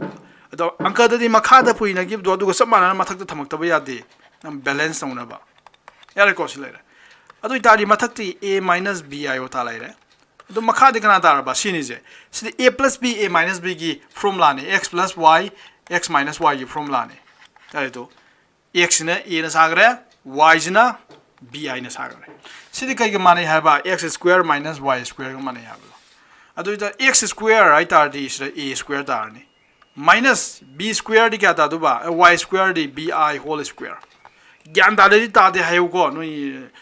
ikai ba yaw no ngani mi sira ai ba ngang yom ba hai ta ba ya ngang yom ba is moi di hai hang bai kai na le dia de ko adum hai dre du ma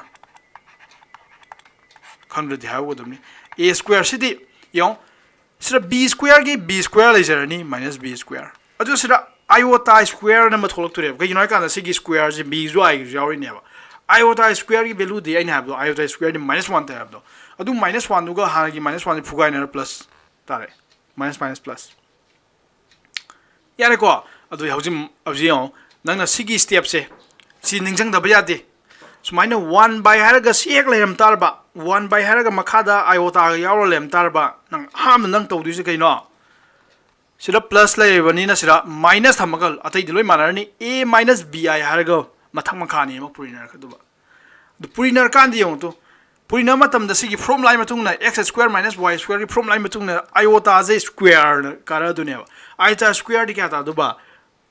-1 ता गा दुनेबा दुगा मखादा iota लेम दु मांग दुनेबा दु मथक तदि यावरे को यारे को मथक तदि यावरे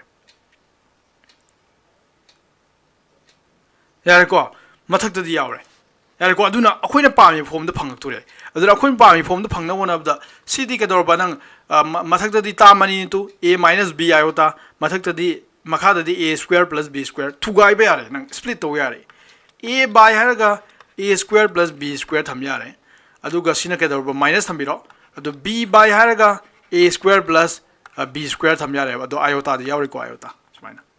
सिनंग थुगाइ यारे को सिरगी सि स्टेप लाइजे मथंग स्टेप लाइजे मथक ता मनी यावरी a - b iota दु तोंगा तोंगा ना थुगाइ रखनी को मखा नि थोरकनी कनो सारे a - कनो लेमे मिनाइजे a - bi की फॉर्म दो लैरक लदी कई ओय असि जो कॉम्प्लेक्स नंबर ने यारे को कॉम्प्लेक्स नंबर नि को कनो ना जे लेमे मिनाइजे से प्लस वे बेमु तो माइनस लेम अदु सब माने कॉम्प्लेक्स नंबर नि को अदु सब माने अदु फॉर्म दो लेजु अदु इदारी हौजे नंग पामी फॉर्म दो लेरे तो सिरांगा आम लेरे माइनस सिरांगा आम लेरे अदुगा iota लेरे अदु इदारी अखोइना पामीबो कॉम्प्लेक्स नंबर दो फंगे यारे को अदुना नंग ना हौजे उरिजे करिम चनते अखोइना हौरई जे कायदे होगी 1 बाय a + b iota हाइबा ngang जदगी हौरागा करी तानगेबा सिगी अंगांग a bye a square + b square minus b by a square + b square iota यारे को असि अंगी सब माने तो अमदे आहामदे हौरा से लोशन बने सब माने अदुना के दरबा सि तौग्रे के इनो कान अखोइना सि फॉर्म जे फजदे ना तो मखादा iota लेब जे फजदे जेनेन फॉर्म दो थमजी समथिंग प्लस समथिंग iota सि फॉर्म दो थमजी हार थमगिबने अदु इतारी सिना हाइनिंग जे करिनो नंगे a + b iota हाइबा कॉम्प्लेक्स नंबर जे तो a + b iota हाइबा कॉम्प्लेक्स नंबर जे सिगी मल्टीप्लिकेटिव इनवर्स आई नुआइट्रे मल्टीप्लिकेटिव हाइबा y जनता हाइरमगे इनवर्स मखलनी नेबा एडिटिव इनवर्स हाइबा मल्टीप्लिकेटिव इनवर्स हाइबा सिगी a + b iota हाइबा ngang सिगी मल्टीप्लिकेटिव इनवर्स इज कनावर ने बना साइडी 1 बाय a + b iota हाइबने दो अखोइ पांग विदमनी अखोइना पामा पोसे ओइन थमासी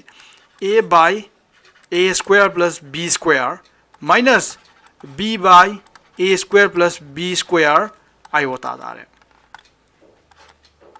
कॉम्प्लेक्स नंबर की फॉर्म द थमक पाइ तारे जेनरल फॉर्म अदो एग्जांपल हम लोग जे तो नो ज्ञान ज्ञान दानी को सिरा ज्ञान दानी question the find the inverse of multiplicative harm ko inverse makhalani la yabdo multiplicative inverse of beta ama piram majine 5 se 1 +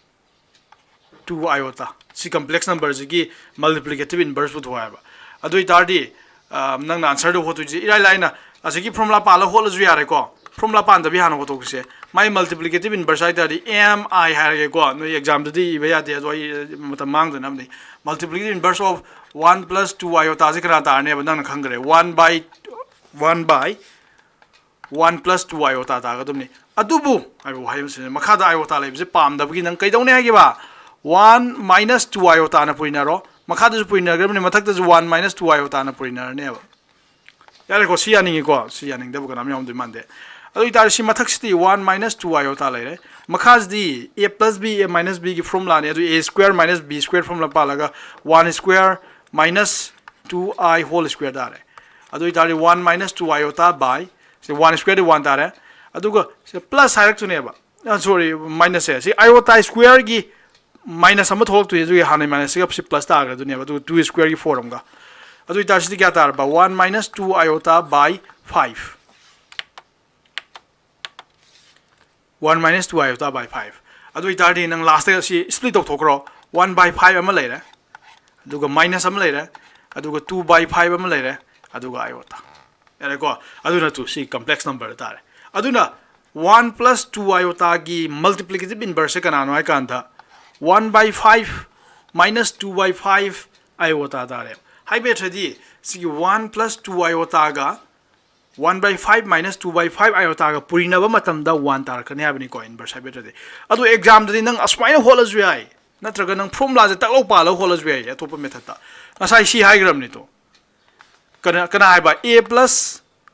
kadoroba b iota gi inverse kana ne hai gram ne ba c ne puthokram ne ba general oina adu itari nangi complex number se kana no 1 plus 2 iota na tro adu itari a gi value se kya tare 1 tare b gi value se kya tare 2 tare adu na multiplicative inverse to nangi formula se palaga si formula se palaga ahan bada a by a square plus b square habne a di 1 tare 1 by 1 square plus 2 square thamane aduga minus laibagi masagi minus formula gi minus laibe minus thame aduga si bracket kharo ko aduga asana b by a square plus b square b di 2 by a square di 1 square plus 2 square aduga iota habne adu si di line 1 by makha 5 tare 1 square plus 2 square 5 minus 2 by 5 tare iota minus isam no hot pazu yai yare ko aduga nangna hanai method mathak makha purina raga sigi 1 minus 2 iota 1 minus 2 iota na purina holas yai ado he na samge matamanga lu yai tari si formula ja phaba formula ja ka ron ko a plus b iota gi inverse a by a square plus b square minus b by a square plus b square iota si khangabra khangdabra thaina ron na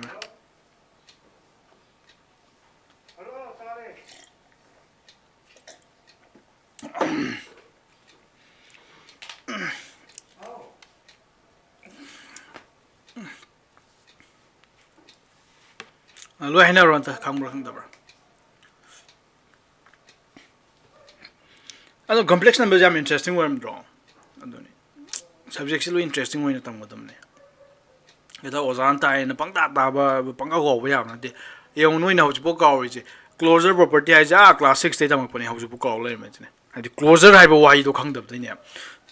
closure hai ba wai de na do close hai le lak ne masing ani tin jana matam da real number ni tin jana real number ta hai do ne ane ko ado close way hai ba ne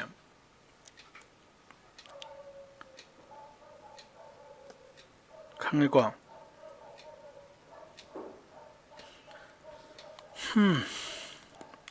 susma khang abo susma khange deni gyan dai ko ado itardi keno legara multiplicative inverse legara definition ani yim to wisi ado glo chen yarni definition ani ja modulus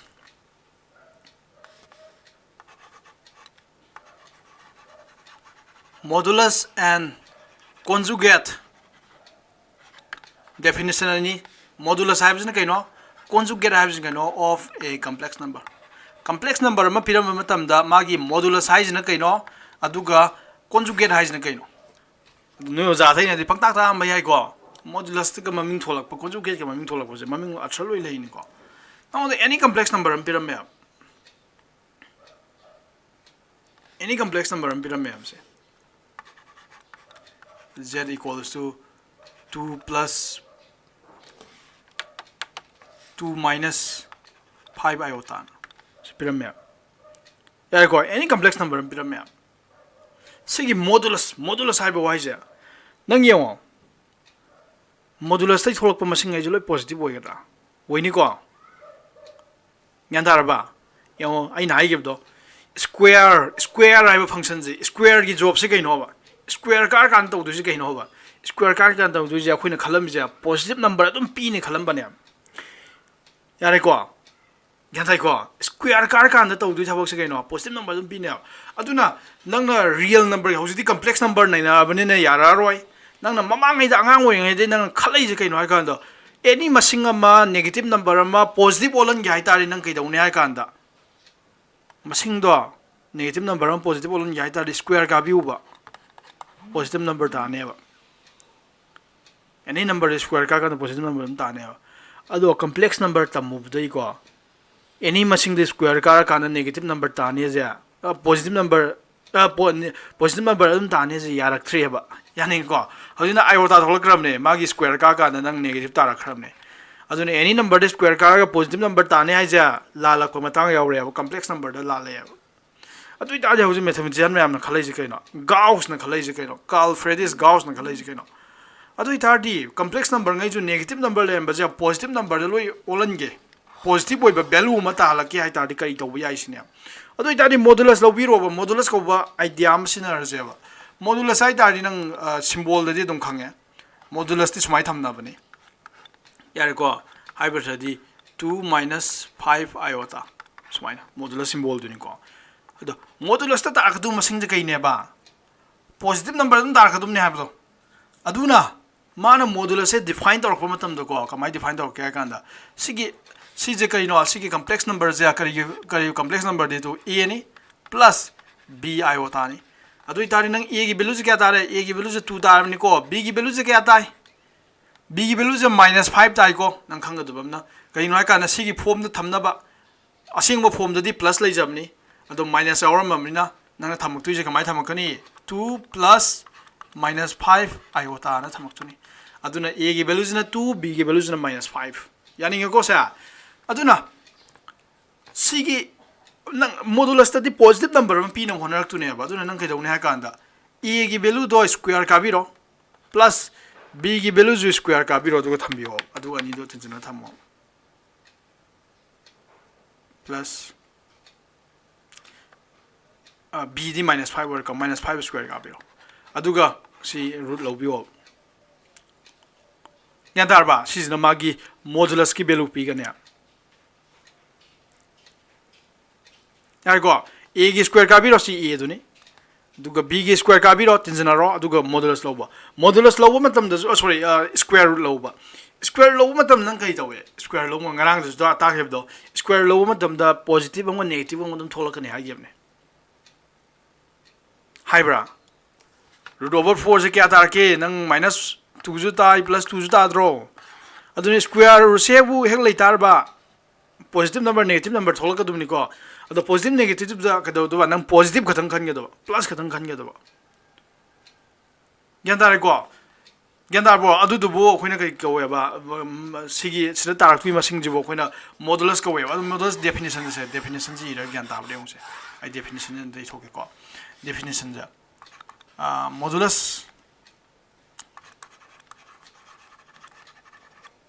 modulus of the complex number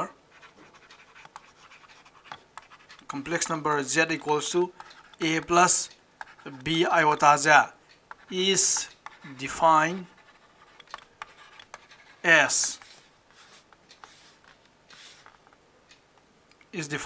the non-negative non-negative सी y जे हाफम दबे यादे को mode आइना हाब दो square root याव तारदी पॉजिटिव नेगेटिव अनि मग याव दुरी अदु दा कोई पॉजिटिव कदं खन गदुम नेबा मॉडुलस आइरामनी ना अदुना नॉन नेगेटिव हाइब वाई जे सिना गदुम नि नॉन नेगेटिव रूट ओवर हो जाब दो a square plus b square यारे को सो आई पी दैट इज कदरबा मॉडुलस ऑफ z नत्रगना a plus b iota z से कना माना के कांदा root over a square plus b square मानेबा अदु नंग लौ दुजे पॉजिटिव ओइबा ngang दो खतंग लौ दम ने नॉन नेगेटिव हाइरै यारे को छिने एग्जांपल हम लौ जे say modulus of z equals to say z say 1 plus 4 iota आरो अदु इतारदी then modulus of z say क्या दारने बसा रूट ओवर a स्क्वायर दी 1 स्क्वायर प्लस b स्क्वायर दी क्या था b स्क्वायर दी 4 स्क्वायर सीधी क्या था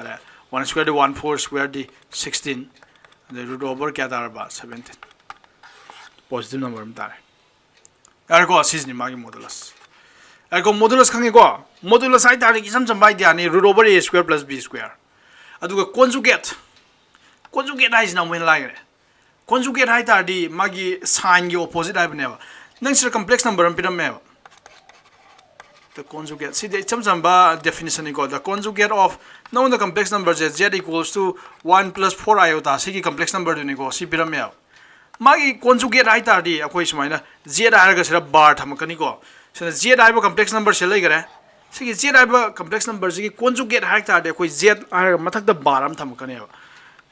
ado magi conjugate hai ta de tente see sina a ni 1 jina a ta gare a du ni aduga b jina 4 ni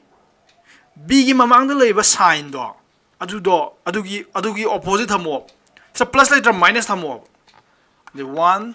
minus 4 iota tham kane sine conjugate is conjugate slide conjugate ai the plus lam do minus thamo minus lam do plus thamo avne yare ko high beta d kemtana te da the conjugate of kedaroba z equals to a plus b iota have a complex number conjugate say is araga the z bar na thambani do kanya ba a minus b iota thamakane conjugate ai ta sign do kano do bi usine science of usine yan da go sine modulus khangya conjugate khangya do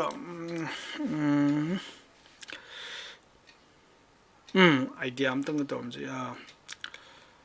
okay see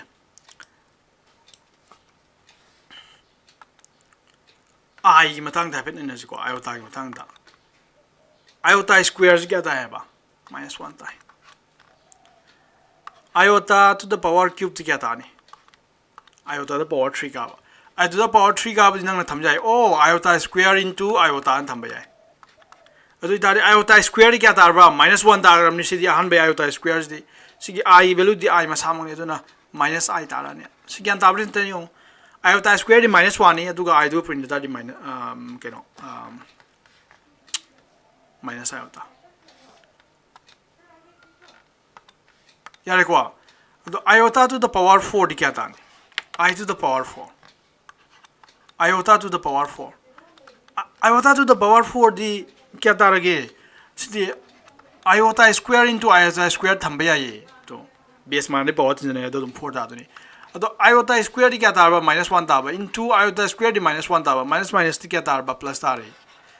plus 1 ta ra ni plus 1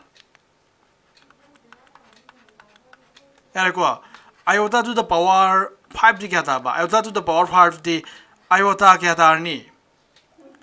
iota to the power 4 into iota ta ro draw I the base man di power tin 5 ta draw ado iota to the power 4 di now is the pangram ni kya ta ga 1 ta ga plus 1 aduga si iota zigati kya ta ba adu iota ta jare mamang du plus lai juni ko -1 ta roi adu iota to the power 6 ti kya ta du ba si samane hoji du ga iota to the power 5 have ga into iota to the power 1 have ga si ta re adu itadi iota to the power 5 ti kya ta gare hoji da iota da gram ni to sira iota ta gram ni adu si iota samane iota into iota ti kya ta ba iota square ta ni sima iota square kya ta -1 yare ko iota to the power 7 di kya ta ni iota to the power 7 di iota to the power 6 into iota ta re iota power 6 ti -1 ta gram ni hojda aduga iota ji ki kya ta ba -iota ta re yare ko aduga iota to the power 8 ti kya ta du ba iota to the power 8 iota power 7 into iota ta ni to iota power ai konjen ni loi ganam to kare iota to the power 7 ga 7 di hojda -I ta gram ni -I into hana iota ama lemorich ga ado iota into iota di kya ta ba iota into iota di iota square ni iota square di kya ta ba -1 ta ado ki -1 ki si minus phuga ina plus 1 ta gare ado itadi samani ga to gi jera nei ba amani gi yang thok si go 10 bu ko to ji iota to the power 9 di kya ta re iota to the power 9 di iota to the power 8 into iota adu ta si kya to ba iota to the power 8 ti hobis da plus 1 ta gram ne do iota ko print ta di adu iota ta re the iota to the power kya tar basa 10 iota to the power 10 the iota to the power 9 into iota ni iota to the power 9 de hoja iota diagram ni into hana ki iota to ga siga to si kya ta ba iota square di kya ta minus 1 yare ko ado iota to the power 11 de minus holak ba matam dang se iota to the power 10 into iota si minus iota tare si me am jing jo ko na hoja pattern formula sa galak tu ni isam jam na to je thok thang na te formula sa galak tu ni tari belu ngai jinang khangjilo ro adu nang ni yeng kan da sira mun ni yong ko adu nang ni yeng kan da kai nom ni confirm da re -1 je kadai de tare -1 je -1 je iota square da tare -1 je iota to the power 6 da tare iota to the power 10 da tare chumbro -1 je adu idari kaya kalak lake se 2 layer mani to the 6 4 kalak tro 6 tagi 10 4 kalak tro adu itari nang na confirm ta do je kaino sar adu itari ai pattern na mu uris ne kai pattern wa kan iota square gumba iota to the mari galo iota to the power 6 hairani mari galo iota to the power 10 hairani mari galo iota to the power 14 hairani are ko sumsum galo iota to the power kya 18 hairani sigi belu ngai se kya ta ne ba do la lo -1 ta ne nang from la ma semo ra je do itar di kamai from la se ne iota to the power kya apa kane se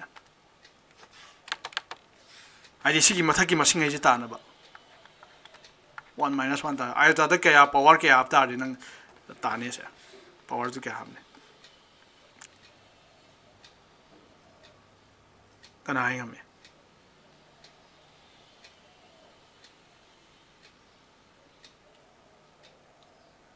sira kana apa kane ba n apa ka draw n apa ya dre ka n gi value di 1 2 3 4 sa tu ni akoi 3 pam de 4 pam de 5 pam de 60 pam me 7 pam de aduna kana apa kane n apa pa di ya dre kana apa kane power de general way na formula sa ga lai na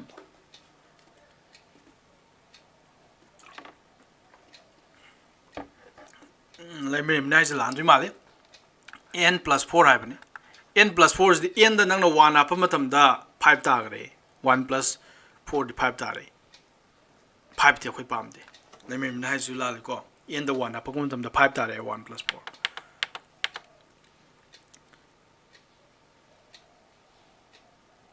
adune general no ina thamak tu kana no ba iota da power kana ka tar di -1 ta ni sine ba da 2 gumba 6 gumba 10 gumba 14 gumba 18 sugum ga ta ne ba adu kana thamak ka ne ba we kana hangam ge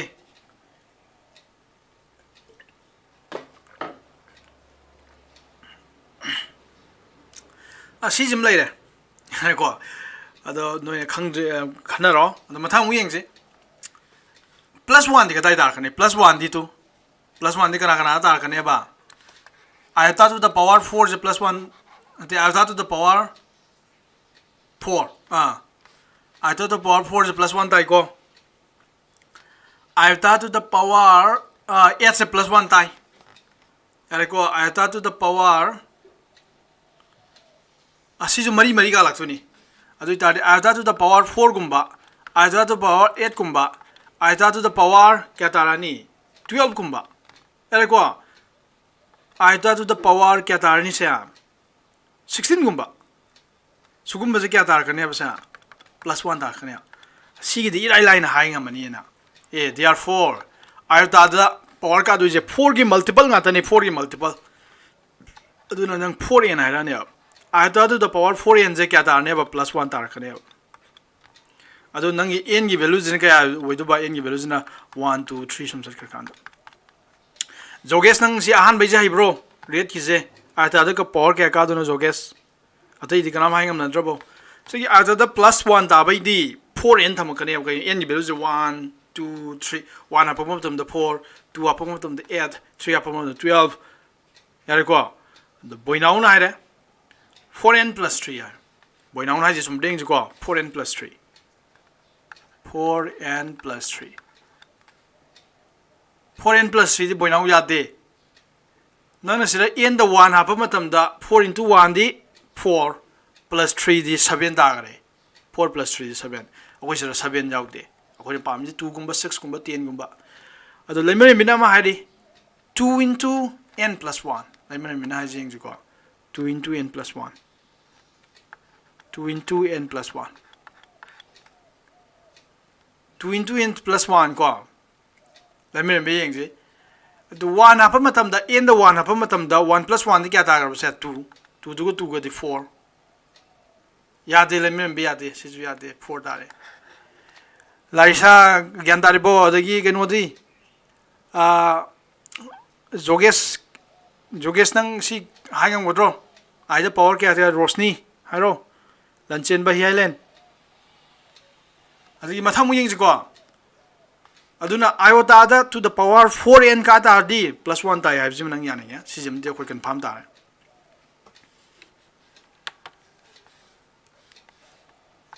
सिजम they confirm तारे को सी काउबे याद्रे iota to the power 4n जा iota to the power 4n जे क्या तानेबा +1 अदुम तानेबा अदो बोइनाउना मजु ट्राई तौरई को ट्राई कना कइनो नुपी कइनो nge ट्राई तौक जी नो लारिसा काय चक्रगे कइनो नाइ जे बोइनाउना जे 4n + 2 4n + 2 जे तारोय ओ 4n + 2 हाइबनि को आइ जे साइ 4 + 2 हाइब्र गनु खलुरे 4n + 2 जे 4 दा n जे 0 दे होप माना हाइजना n जे 0 दे होलो n जे 0 दे हो कान द 2 दाग्रनी आहान बजिम तारे को n जे नंग 1 हाफ तादि क्या तारे 4 into 1 दि 4 + 2 दि 6 तारनी चुमे n जे नंग 2 हाफ तादि क्या तारे 4 into 2 दि क्या ताबा 4 into 2 दि 8 8 + 2 दि 10 2 सिम जु तारे n द वैल्यू नंग 3 हाफ तारे 3 4 12 सिगी 2 जे दि 14 चुमे बोइनाउना जे चुमे 4n + 2 हाफ को दुमने यार को 4n + 2 हाफ को दुमने चुमे बोइनाउना जे 4n + 2 सी ज्ञान ताब्रो कइनो कइनो जे कमेंट पे क्रिटिक दरोगे जोगेश ले रोशनी सी ज्ञान तारबो ngasi dei kaw biya de sini je lari sang ngasi dei kaw biya de I da 4n ka tarba power 4n ka tarba adu n do 0 dagi 0 de hor ju yare n do 0 de hor ju ai ko sa n gi value 0 de hor ju ai kai no ai ganda n 0 gi tar 4 into 0 di 0 tare I to the power 0 di anything to the power any number to the power 0 is 1 tai adu +1 tar ni dum yai adu na I to the power 4n ka tarba +1 adum da ni sining jango यार को अदुना example होइना नो मीना तोलो हंगाति I to the power say 4 into 1 1000 गे समाय सम मयम पिरमदि नंगना उ फंगी सरगी ओ 4 into n गी फॉर्म द लेरबने सिदि नंग दै लोय होत जु यारे +1 तारे न हाया दुने यारे को अदुगा I to the power 4n + 2 हाय तारबा +2 जापक तार 4n गी मथक्ता +2 गाप सलक तारबा अदुइ तारि -1 ताने सिम खंगदबने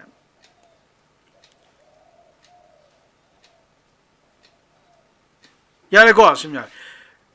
कमेंट पिबे याद्रदि को समाय तवो मुथलेदना अदुगा नौना मुंग ना साइलिंग दु संगो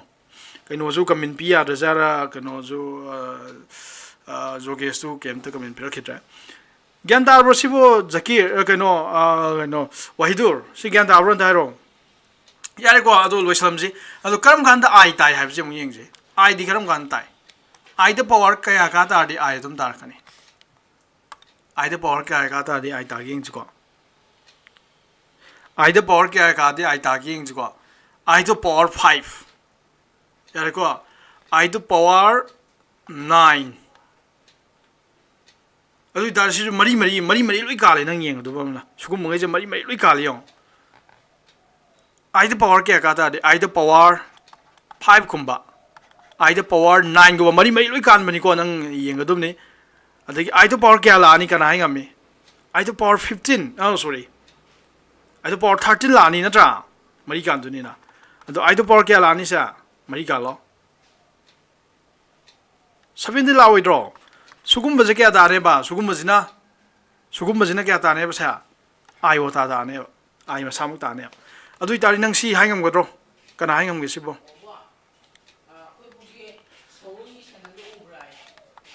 sidi kaya harani nang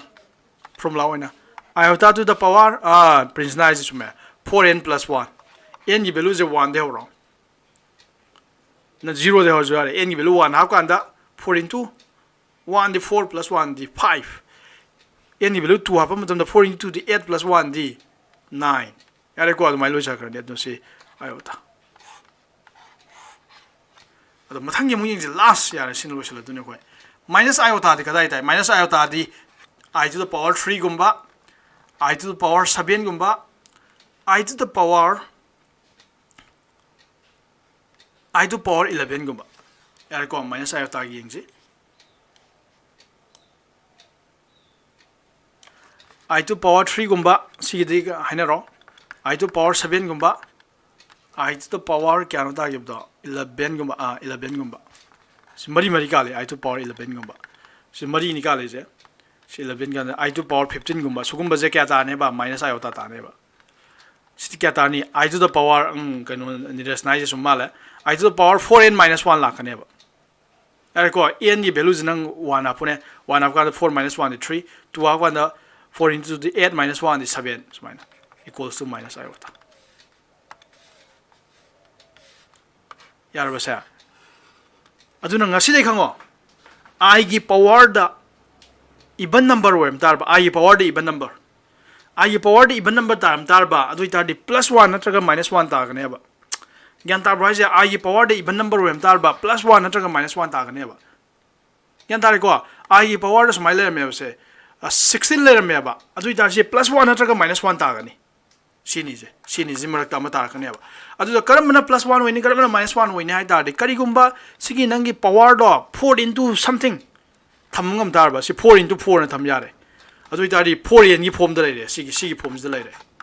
tare ko adu tar di 4 into n gi form da le nang plus 1 tar kane adu bo I gi ibandi weraga yare ko ibandi weraga kayumba 4 n gi form da di le jaram dra ba se khudam moina kan da 18 le ram 18 sidi even number di work nang 4 in gi form da leite kari gi form da lege ya ga 4 into 4 plus 2 gi form da leire 4n plus 2 gi form da leire to si gi form da leim tar ba adu itari nang even number way aduga si gi form da leire nang minus 1 tar kane yan tar ko minus 1 plus 1 ja aduga o number wem tar ba 3 gumba 5 gumba sumbo wem tar ba minus I natraga plus I si je wo ban natraga na minus I natraga plus I ta kane yan da gyan tare ko minus I natraga plus I ta kane adu karam badana minus I ta kane karam badana plus I ta kane nang nasana khan tare 4n minus 1 gi form da lem tar ba minus I ta kane 4n plus 1 gi form da lem tar ba plus I ta kane si ja noi n di da dum hangai yam important no question ne I ne important way hai ja heng I test da juma ha do ne sigi matang ji di 4n plus 1 I the 4n plus 1 tar di I tai ko heng de exercise pai ho yar ni sibuk da gyan ta bro se gyan ta di gyan tai ana mo do thok ro yar gyan ta di gyan ta di har le ho ro noi khang da do hang ya ne gyan ta bang di gyan ta har thok ro yar ko do na noi no gyan ta da yaw ta di dum har mo gi swai de gyan ta di le ho ro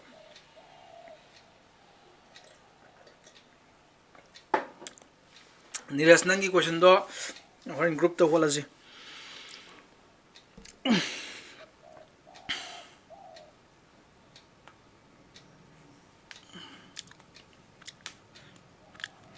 I group to hola gya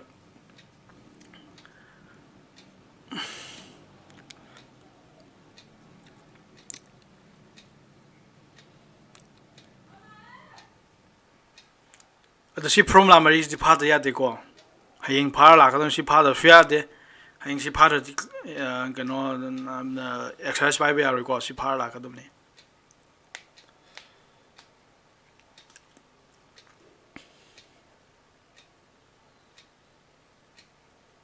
ado khupa do ila line phab jai ila 4n minus 1 yaw thro sira minus 1 yaw rei je aduna ni sira minus I ta rei je 4n plus 1 to plus 1 yaw pe ni sira plus I ta rei je yare ko adu sira 4n lai ta di plus 1 ta ro sigina 4n plus 2 extra am select pani na sira minus 1 ta